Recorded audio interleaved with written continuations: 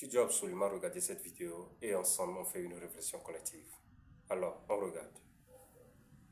Tout ce qui s'est passé au Venezuela, nous constatons que c'est une trahison. Le président Maduro a été trahi. Il n'y a pas eu de riposte. Il n'y a pas eu d'échange de tirs. C'est-à-dire que c'est comme s'il était posé quelque part et l'armée américaine est venue le prendre comme un sac de manioc. On est choqués. Il y a eu trahison parce qu'actuellement, la vice-présidente est en train de prêter allégeance à Trump. Elle est en train de dire que si Trump veut qu'elle soit présidente, elle sera présidente. Donc il y a eu trahison. Et on constate que tout ça là, c'est à cause du pétrole vénézuélien.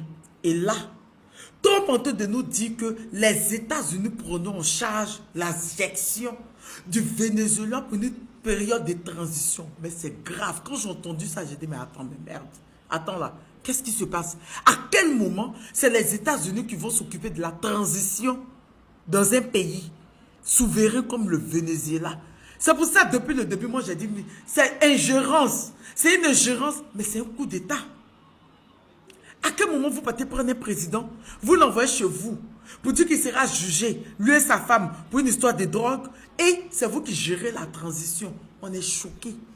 On est dépassé en fait. C'est-à-dire ce qui est en train de se passer. Et Donald Trump va plus fort. Il prévient que ce qui est arrivé à Maduro là peut arriver à d'autres. Il parle de Colombie, il parle de Cuba. Je vous dis que le capitaine Ibrahim Traoré est un visionnaire. Il nous a parlé en 2024 d'une guerre de haute intensité. Qu'on se prépare à une guerre de haute intensité. En 2025, il nous a parlé de l'ambulance noire. Et en fin 2025, il nous parle de l'hiver noir. Qu'on doit se préparer à l'hiver noir. Je suis choqué que ces Africains viennent, ils partent des pays de l'AES pour dire que oui, Trump avait dit qu'il allait enlever les dictateurs. Tinubu est dictateur parce qu'il allait bombarder son pays il n'y a pas longtemps. On peut en parler. Le comportement de Trump, ce qui est en train de se passer actuellement, c'est tellement grave que certains Africains pensent que c'est de l'amusement. Mais non! À quel moment les États-Unis vont attaquer un pays, ils prennent le président et ils disent qu'ils vont assurer la transition. On est choqués.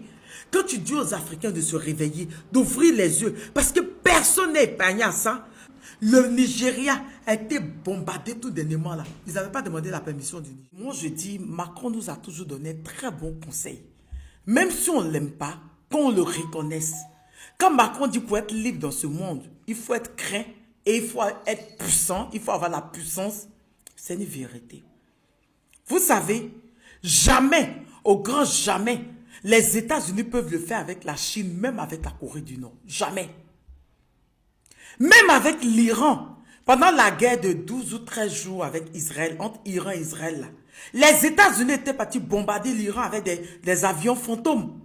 Mais l'Iran a riposté.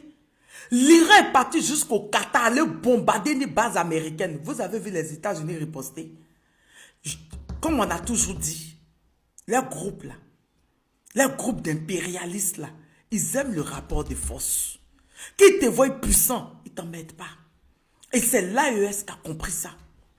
Parce que de quel droit Trump se lève, aller bombarder un pays souverain comme le Venezuela jusqu'à kidnapper, capturer le président avec sa femme et les ramener aux États-Unis pour dire qu'ils seront jugés là-bas. L'ingérence. La Côte d'Ivoire a subi ça avec Sarkozy. Bombarder la résidence d'un président. Le Kadhafi a subi ça. Avec le même Sarkozy et Obama. À le bombarder jusqu'à aider ses adversaires à le dire. Oui. Et jamais, au grand jamais, ils vont avoir le courage de le faire avec la Chine, la Russie et même avec la Corée du Nord. Macron nous a dit pour être libre dans ce monde, il faut être craint. Et pour être craint, il faut être puissant. C'est-à-dire que quand tu as la puissance, on ne t'emmerde pas. On ne t'emmerde pas. Et c'était un très bon conseil. Et comme ils aiment le rapport de force, quand l'Iran a mis en place, vous avez vu qu'ils ont parlé? Ils n'ont même pas parlé, ils n'ont rien dit. L'Iran allait bombarder leur base militaire, une base militaire américaine au Qatar. Ils n'ont pas répondu. C'est grave, hein? Si nous ne réveillons pas les Africains, Donald Trump, il a bombardé au Nigeria, il n'y a pas longtemps. Là où il a bombardé, les terroristes n'étaient pas là-bas. Il a bombardé pourquoi? On ne sait pas. Si on ne se réveille pas, un matin, ils vont se lever, venir bombarder chez nous, comme ils ont fait en Côte d'Ivoire, avec le président Laurent Gbagbo, le vitrifier, comme ils ont fait avec Kadhafi. Et c'est ça, ils aiment les rapports de force qu'ils font.